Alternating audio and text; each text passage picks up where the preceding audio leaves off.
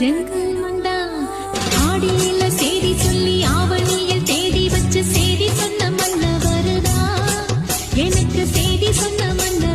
Happy birthday மாமா. நேசிப்பதும் சுவாசிப்பதும் உந்தயவாழ்தான்.